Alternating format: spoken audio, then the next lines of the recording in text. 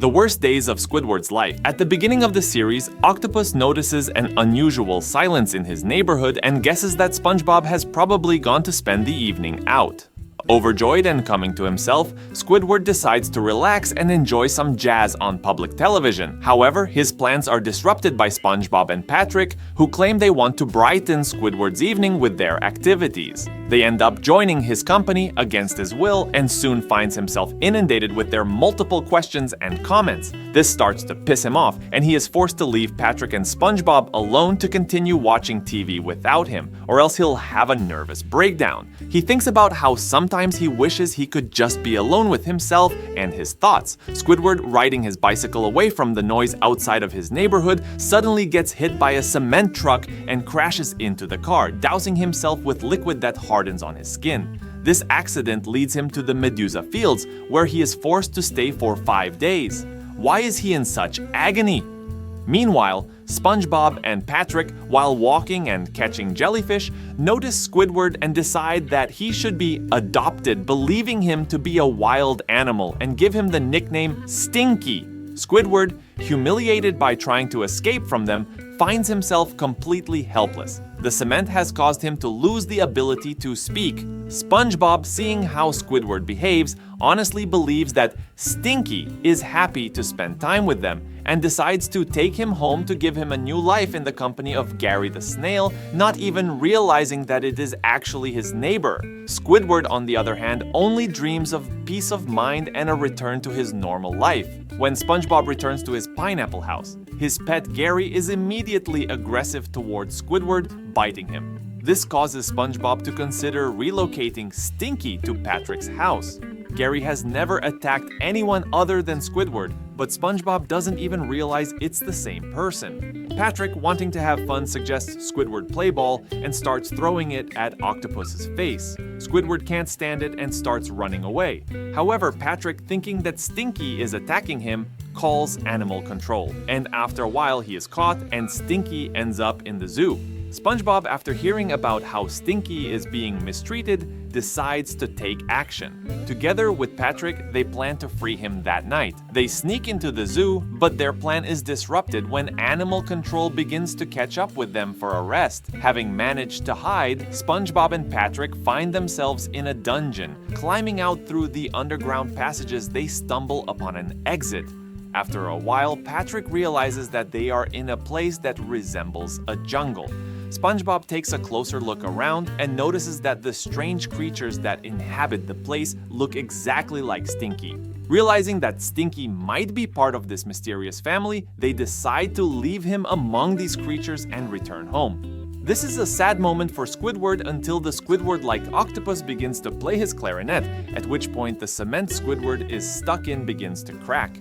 Freed from the cement but not from his torment, he simply says, hello. In the next episode, it's a new day in Krusty Krab, and Squidward comes to work with a smile on his face. Soon, he doesn't have a smile either. He has an important clarinet playing gig today. Even when SpongeBob accidentally hits him with the door, his good mood is not lost thanks to the fact that his clarinet is safely stored in a special case. However, when a mom with a small child approaches the cash register, the child accidentally leaves saliva on Squidward's instrument. This causes Squidward to fly into a rage and asks Krabs, pointing out the law, to provide him with a safe to store his belongings. He puts his toothbrush in the locker while Squidward places his clarinet there so as not to damage it before an important concert. While Squidward is immersed in his daily routine, he notices SpongeBob constantly fidgeting around the locker. Fearing for the safety of his instrument, he decides to go over and find out what is going on, leaving change on the floor after the sale. At this point, Mr. Krabs, with greed, starts popping up and scaring everyone who has approached the money. When Squidward climbs into his locker, he discovers that SpongeBob has turned it into a full room. He checks his clarinet in the shelf and calmly returns to the cash register to do his job. Hearing the sounds of repairs, he decides to go back there again and notices that his clarinet is missing. SpongeBob has moved it to another location. This is the octopus's worst nightmare ever. Squidward panics and goes in search of his instrument. During his search, he stumbles upon a small door near the floor and, climbing through it, finds himself in a mysterious forest of clarinets. Among the many clarinet trees and bushes, he stumbles upon a huge eagle head known as the guardian of the clarinet country. The guardian informs him that he must learn respect, grant peace to all clarinets, and that no one really owns a clarinet. Squidward, finding himself curled up in the eagle's tongue, badly frightened, assures him that he has learned his lesson and tries to escape, but the guardian does not believe him and swallows him. After Squidward's nightmares in which he finds himself in a giant pinball machine, he encounters the giant Patrick, who finds him as a prize. Suddenly, a vacuum cleaner sucks Squidward in and he finds himself in space, where he continues his pursuit of SpongeBob. Finally, he catches SpongeBob and miraculously makes it back to the locker. Mr. Krabs and SpongeBob return to the kitchen, and Squidward comes to the realization that it was all just a vision. SpongeBob reveals to Squidward that he had his clarinet all along, after seeing Squidward upset over its disappearance. As retribution for stealing the clarinet, Squidward locks SpongeBob in a locker before his important presentation and sends that locker on a bus traveling far away. However, when the moment of the presentation arrives, Squidward discovers that SpongeBob has hidden in his suitcase.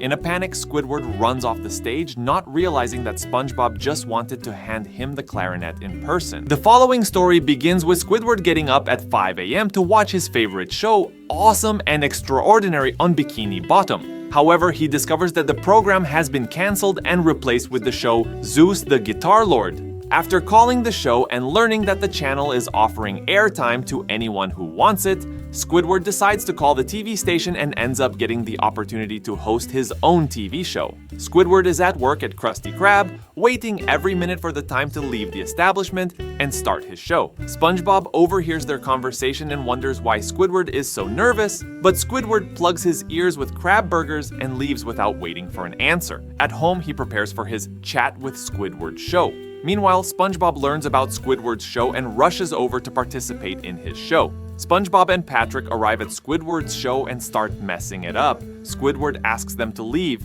pleads with them, but they refuse as they don't want to leave the place. Then Squidward decides to give them roles for the show.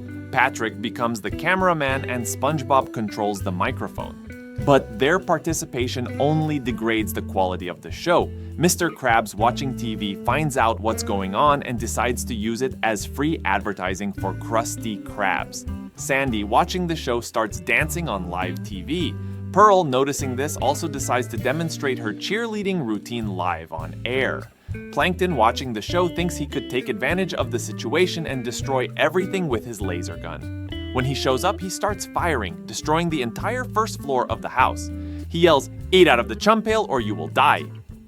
Squidward, seeing his show being ruined, can't hold back tears and starts crying, thinking that this opportunity for fame, too, has come to an end. And he's right! It's not the end of his frustrations. Squidward, enraged, demands everyone leave and asks if this is a housewarming party. Larry, overhearing the conversation, decides to enter his house with everyone else. At this time, the producer makes an entrance and informs Squidward that the show is generally going great. However, he adds that the public access standards rated the show very low due to the small amount of money in his tiny wallet. The producer then starts kicking out several people, including Squidward. The show then changes its name to Squidward's House Party, which doesn't include Squidward himself. Zeus, Lord of the Guitars, becomes the host. Patrick plays the drums, Sandy and Pearl act as backup dancers, SpongeBob plays electric keyboards, Mr. Krabs acts as an ad man, and Plankton becomes the master of special effects. At the beginning of the night, Squidward gets really annoyed by all this noise when he tries to sleep because the show is on the first floor. Squidward is never invited back even though it is his show. Write your opinion in the comments, give it a like, subscribe. Bye!